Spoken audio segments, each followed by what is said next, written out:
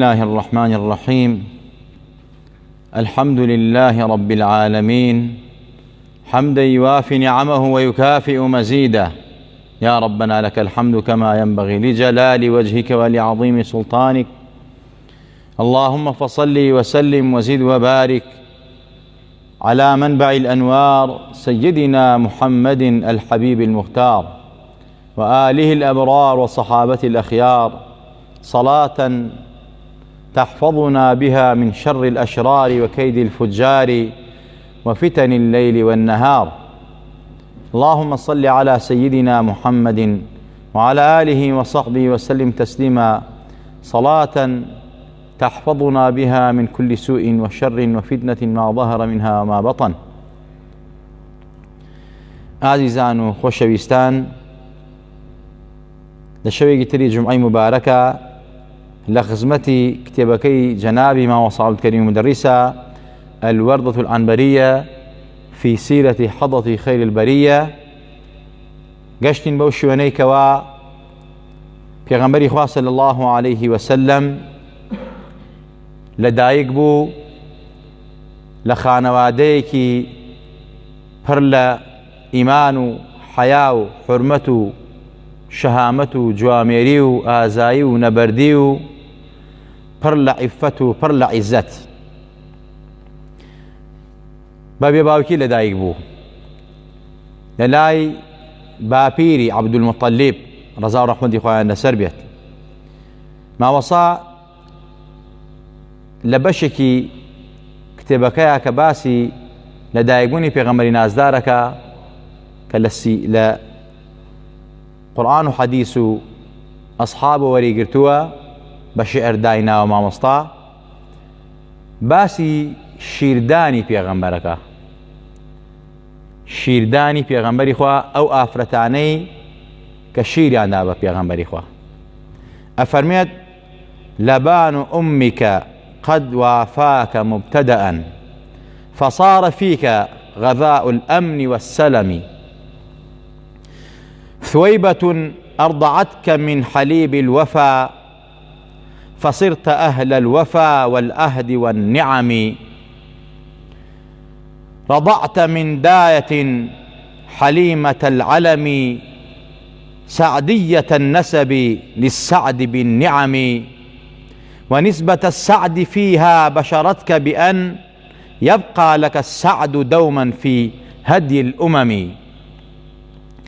وأم أيمن قد دارتك حاضنة أي أنت أيمنهم في الجود والكرم، أمن ثواب ويمن للحلم جاءك إذ وافتك داياتك الآيات للنعم، تفاءل الناس بالأسماء إذ نزلت من السماء على الإحسان والكرم، فقد توالى السعود في مراتبكم وأهل السعد عيون الفضل والكرم. ما وصلهم شعرانا أو دايكيك ناوي آمين أبو كشيري بتودا أي في غنبري نازدار صلى الله عليه وسلم براسي أو شيرداني كم جاري دايك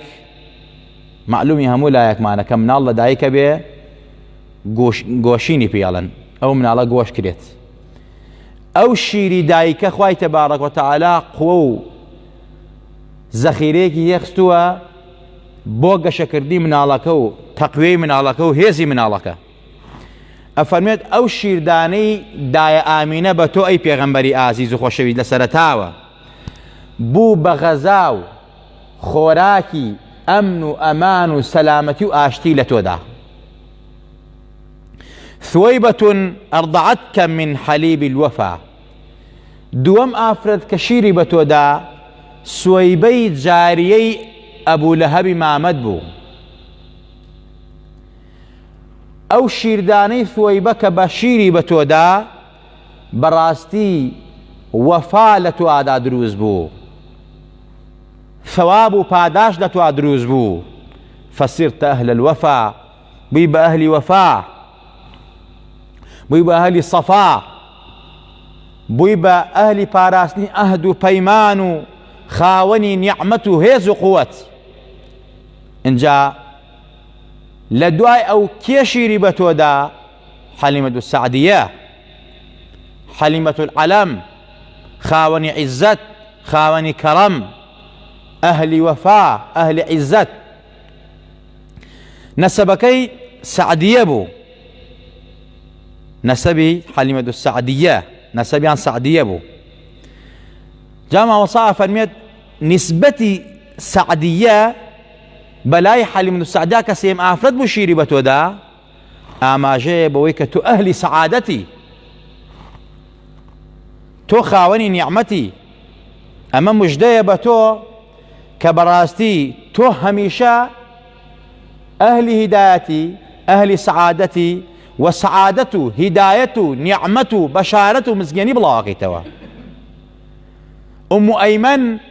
كخدمتكاري مع الخوتان بو كخدمتكاري تو يكر أم أيمن براسي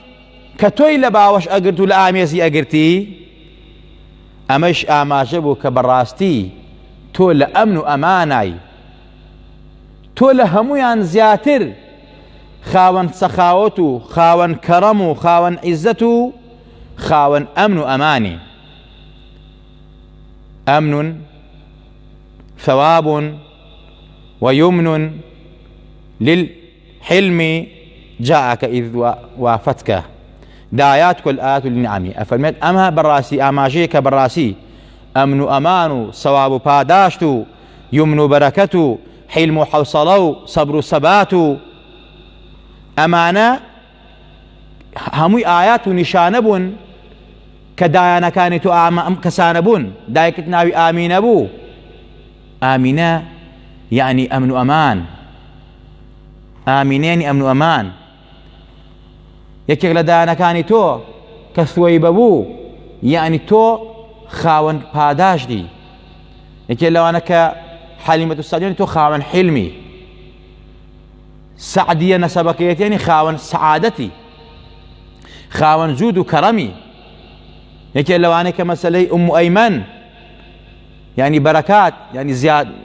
زيادة لرزق الروزية يعني خوشيو مزجيني يمنو بركات كدانكت أم أيمن بو جاء فرميت تفاعل الناس بالأسماء إذ نزلت شنك خلقي الله تفاعل بالخير تجده هميشو دائم براسي تفاؤلا باسمك أنا كر أجر ناوك جوان بوايا اسمك جوان بوايا أيانو براسي خير وصاحبك يداتوا أجر منالك آوا دايكي ناوكي باش بيو خوي ناوكي باش بيو دانكاي ناوكي باش بيو براسي عادتي عرب وحد عادتي مو كل كردواري خوش معنو همو كل تورا كانت ريش براسي خلقي تفاؤلي خيري بيكن يعني أميدي خيران فيه هي براسي كأما آوايا جامع وصام الله كريم أفرمون للشرعكي أفرمون مفهومكي أويا كبيغمري خوا لبربياني روجي دوشما دوانزير أول كدايك بو لآميني كتشي وهابي كتشي زاهري كهم ليك بشتاقنو بيغمري خوا باو حسن عبد الله نحن كلابا يا كم جار شيري بيدا بو تقوي أعضاكاني بقوته هيز بيوكت من شيري داي لسرتاوا بو تقوي أعضاء بو تقوي عند مكانه أو شيري بيدا إن جاء لباشان صويبة كجاري أبو لهب بو أو أبو هات مجدي بأبو لهب دا أبو لهب وتي مادم أو مزجيني بمن دا دبر آزاد با كمزجيني أود بمن دا برازاكم ببنازيل دايك بو حضرت محمد صلى الله عليه وسلم أبو لهب خد جادي بيغمر يكل ابن جوزي عليه أم أبو لهب بس خوا لبر يكشت عذاب لها سوكا أويش لبر أوي لشوي دو شما خوش حالي دربري خيري كد مزجيني دا كأو سويبا مزجيني بدا آزادي كد خوا لشوي دو شما بو پنجي كآماجي كد بم پنجي كآماجي كد وتي برو آزاد دا الله لشوي طبعا حضرتك بخارية عبد الله كري عباس حضرت عباس مامي يعني براي أبو لهب تي لخوما أبو لهب إبراهيم بيني وتم حالي سوى ندي حالم زور بدون نارو حتى بلام أوني لشوي دو شما آلم بنجمو آوي كتير أي مجم أنت بو أخوي إسراء حتى كمو عذاب نسسوك بيت تنها لشوي دو شما بەس ئەویش لەسەر ئەوەی کە بەو پەنجەم ئاماژەم کرد بە ئازادکردنی سوەیبە کەنیزەکی خۆم لەوەی کەوام لە خۆشی ئەوەی کە مژدە و مزگێنی بەمدا کە محەممەد لەدایک بووە صلی الله عليه وسلم. بۆیە ئیبن جەوزی ئەفەرمێت کاتێک ئەبو لەهەبێکی کافر کە قورئان لە زەمیا هاتووە تبت يدا أبي لهب وتب ما أغنى عنه ماله وما كسب سيصلى نارا ذات لهب وامرأته حمالة الحطب في جيدها حبل من مسد. كاتك أم صورته لزم إمامي في غمرات أخواره كافر بو بكافرين مرد بوغني كرد يعني خوا أو أنده بالرحمة أم في غمرة أو أنده عزته مكانته بالله لبر خاطري أو في غمرة عذاب أبو لهب سوكا. ابن جوزي الله أبيه مسلمانك موحدي يكتا برسي خواناس كل الروجي لدايقبوني في غنبري خوايا لا شوي لدايقبوني في غنبري خوا صلى الله عليه وسلم يا لماجي لدايقبونيا خير وخيرات بكاو خوش حالي خوي در ببريه دل نيابة أو كسا هاول رفيقي في غنبري صلى الله عليه وسلم أو خواي تبع رزيات الرحمي فيك أو بزي فياتوا شنك أبو لهب ككافر بخوار أو الرحمة في أبكى عذاب السكا أبي مني موحد توي موحد عاشق ببيغمبري خوا رحمة خوا من بو زياتر بيه چونك إيما لعشق أوينو يعدي بيغمبركن لعشق أوينو وكو نسب وكو تعصبي جاهلينية الله ين بيغمبر معنا يعدي لدايقبون يكين چونك هرچي رحمة وخير وخوشي ببيغمبر وحاو إيه زياتر وباشر وشاكر خوا رحمة فيك بويا بالراسي أم مولودي بيغمبري خوا لدير زمانه ما وصاء فرمي أهل إسلام لشوي لدايق بونيا لروحي لدايق بونيا لماني لدايق بونيا احتفال يعني كردو أهاني زوران قراندو خالقي خير وخوشي خوي در بريوا بويك بس مجرد بو أويك أو خوار رحمي بيبكا والرفيق وهاول أو بيغمبر بيه بيغمبري خوامي أوي مني خوش بيه أوي لبرخات من كارا كان بكا أو هاول ودوستي منه لقيامته يا مشهد بو أويه جاء پیغمبری خوا صلی الله علیه وسلم کله دایک بو سویبه شیری پیدا کنیزه آزاد بو اما آماجه وای که آن پیغمبره پیامی آزادی پیه بو همو سر ارز بو همو چوساوکان بو همو کویلکان ایتر آماجه بوی پیغمبر افرمی اوام من هاتم مزگیانی تانبی همو تان آزاده بن. اینجا سیم آفرد که شیری پیدا وکو ارزم کردن حلیمة السعدیه بو حلیمة السعدیه افرمیت وكل السيرة وارد وما وصاش كرتيجي باس كردوا فرميت كاتك إما هاتن لجزيرة لدشتا كاني مثلا مكة ومدينة هاتن لبهارانا أو من علانيك لدايك أبو هاتن أمان برد بباري كم بمعاشك بخيو معنا كر أو سيدنا موابو خلق مالي بخيو كر فرمي أما وشتري هلاو زائف ما بيبو لخلقه دواكوتين خلقه بيش متشونه ناو مكة أوي منالي دولمان بو منالي دصلات دار بو منالي بابك دار بو أم خلقه برديانو بباريك زو ويرانجر إيه مش كاتك الرويشتين واشترك مع الدواونا روي بريوا تنها منالك ما بيتو كسكسني برد بيه چونك منالي فقير بو باوكو دايكي نما بو باوكي نما بو بهاتي ولا دايك بو تنها پیغمبر صلی الله علیه وسلم حکمتی بهتیوی لدایک بونی پیغمبری خوا ازان چی بوه بو اوی ام پیغمبر صلی الله علیه وسلم خواهی تبدو هر لأول و تربیتی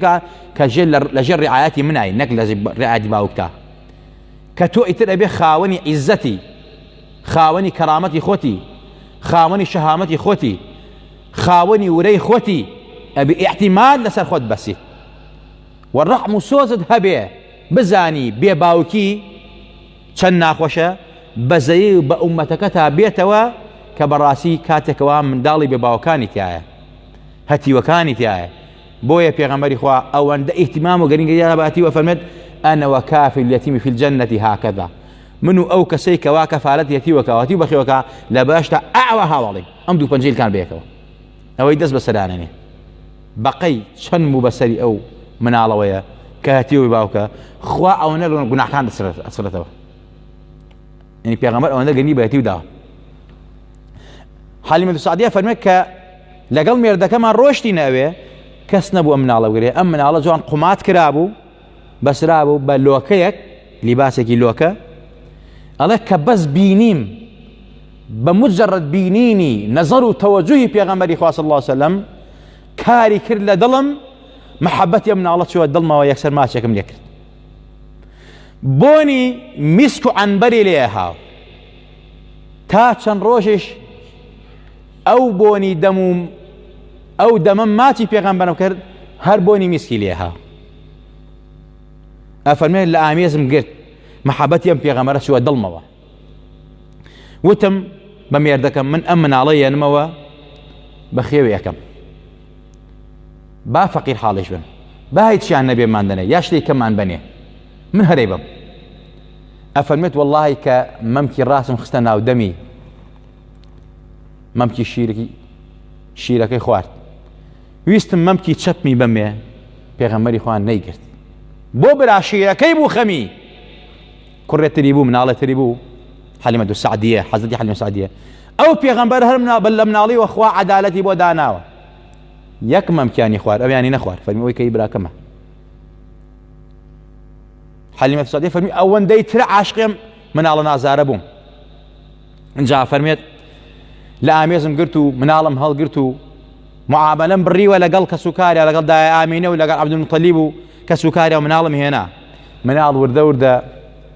کە هێنام علامات و ئیشاراتی گەورە گەورە لێ دەرەکەوت ئەو وشترەی کە لە ڕێگا نەئەڕۆی لەم سەرۆک و ئەسپ بڕۆی ئەو وشترەی گوانی وشک بوو گوانی پڕ بوو لە شیر ئەمانەمان بینی هەر لە ڕێگا خەڵک یان و باشە ئەوە وشترەکەی بەیانی نییە پێتان ئەوە خێڵی حەلیمەة السەعدیە خێڵی بەنو سەعد ئەبێ معجزەیەک ڕوویابێ کارێک گەورە ڕوویابێ ئەوانش تەمە قسەیان نەکرد زانیان هەموو بەرەکەتە بە مناڵەوەیە ئەو وشترە لاوازەی گوانی شیری تیا نەبوو خوا بە بەرەکەتی پێغەمبەر شیری تێ کرد ئەفەرمێ خۆم مێردەکەم تێرمان لێ خواردەوە هێشتا بەشی خەڵکیشماندا وشترەکەشمان وەکو ئەسپ دەرەچوو پێشی هەموویانمان داوە لە پێشمان گەشتە ماڵ هاتنی ئەم مناڵەوە ماڵمان بەرەکەت ڕژا بەسەرمانە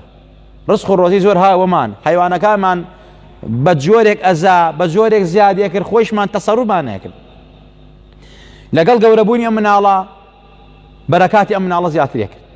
تا ئەفەرمێت هێنامەوە دوای چەند مانگێ کە گەورە بوو ئەمانە هێنامەوە بۆ ماڵ بۆ خزمەتی دایکی بەلای دایکی لە ئامێزی گرت تێر گوشی بە قوربانی بم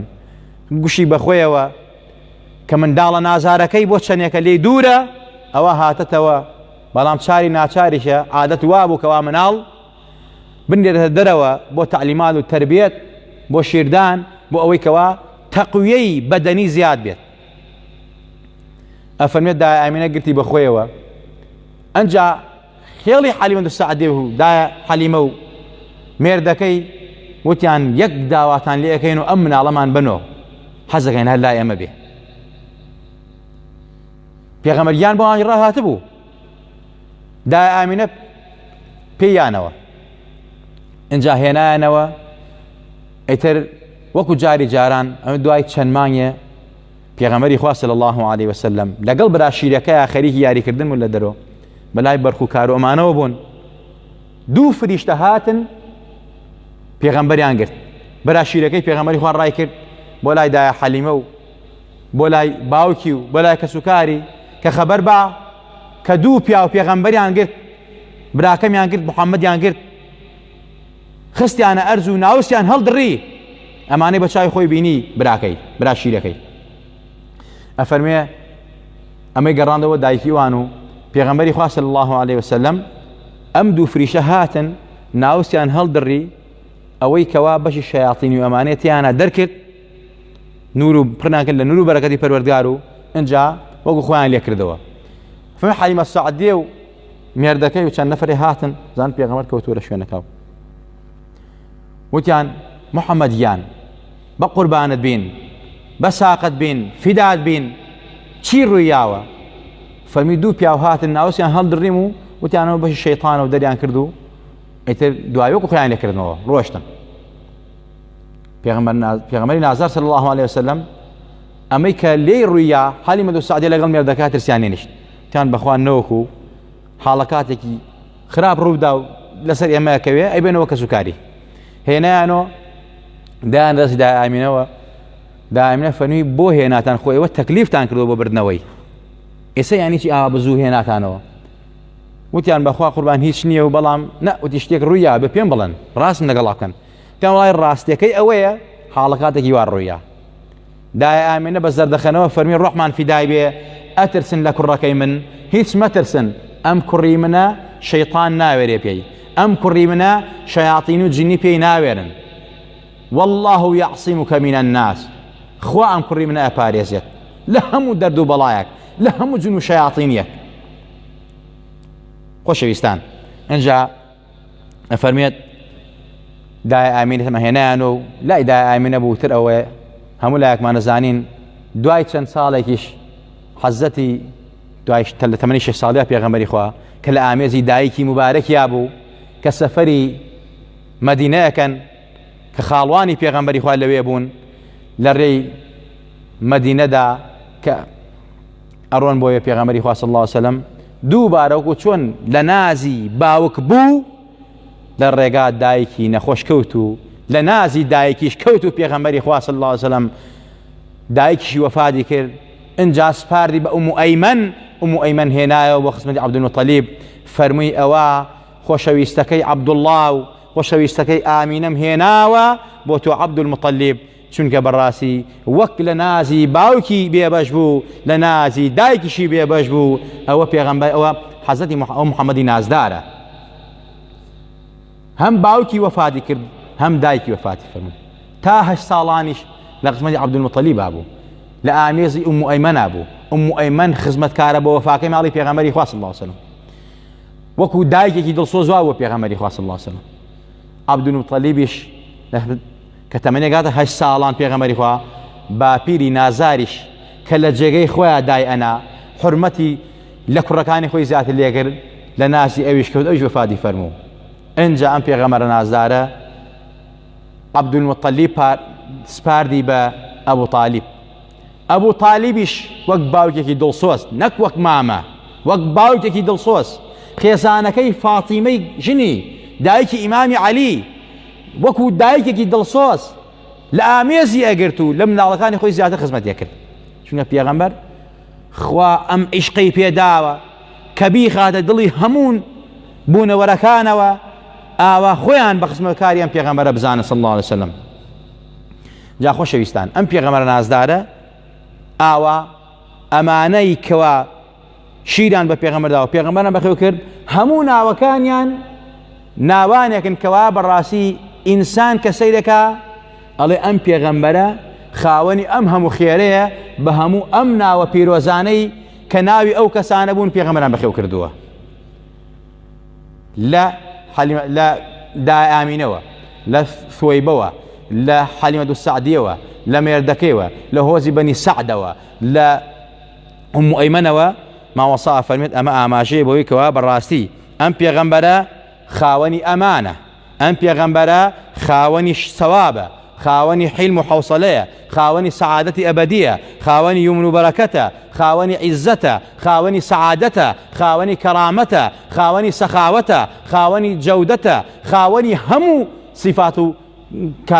ڕەوشتە جوانەکانە بەم ناوانە دەرئەکەوێت بیلفعلیش ئەم پێغەمبەرە سەیرەکەی ئەمین بوو ئەمان بوو خاوەنی ئیمان و دین بوو حلم و حوصلەی سەبر و عیزەتی هەموو ئەمان لە پێغەمبەری نازدارە مەوجود و جام پێغەمبەر نازدارە چەند جارێک شەرعی سەدی کراوە ئەو جارە لە منداڵەیە لای هۆزی بەنو سەعد لە حەلیمەت سەعدیە جاری دووەم لە ئەشکەوتی حەڕا کە سوورەتی ئیقڕای واتە خوارەوە جاری سێم لە شەوی ئیسرا و میعراجە پێغەمبەری خوا شەرعی سەدی بۆ کرا ئەم پێغەمبەرە نازدارە شەرعی سەدرەکەیشی گەورەی پێغەمبەر دەرەخات عیزەتی پێغەمبەر دەرەخات سەیرەکەی خۆشەویستان حەزەتی موسا بەخوای فەرموو ڕەبی اشرح لی صدری وەیەسر لی ئەمری خوای دڵم شاقکە یعنی دڵم پڕ لە نور و ئەنوار و بەرەکاتی خۆت کە حەزەتی موسا خۆی داوای کرد بەڵام پێغەمبەری خوا داوای نەکرد خوا فەرمی ئەلەم نەشرح لەکە صدرك ووضعنا عنك وزرك ولسوف يعطيك ربك فترضى خوا بەم پێغەمبەرە فەرمێت ئایا دڵی تۆمان شەق نەکە سێجار پڕمان نەکرد لە ئیمان و دین خۆش و داوا نەکرد چونکە تۆ خۆشەویستی ئێمەی ئێمە بە ڕزامەندی تۆ کارەکەین وەلەسەوفە یوعطیکە ڕەبوکە فتەرضە ئەوەنتە پێ ئەدەین ڕازی دەکەین ڕازی دەی حەزەتی موسای فەرموو خوایە دڵم شەقکە خوایە کارم بۆ ئاسان کە دەی خوا ئەم پێغەمبەرە داوای نەکرد دڵی شەق کرد و کاری بۆ ئاسان کرد و خستی عیزەت و مەنسەب و مەقامێک کە هیچ پێغەمبەرێک پێی نەگەیشت و پێشی ناگات وەکو وتمان لە جمعەی ڕابردووە ئەم پێغەمبەرە کە مەحموودە بەڕاستی مەحموودە لە مەناقیبە محەممەدە لە مەناسیبە ئەحمەدە لە کەثیر الشکرە بۆ خوای تەبارەک وتەعالا کە کەثیر الحەمدە بۆ خوا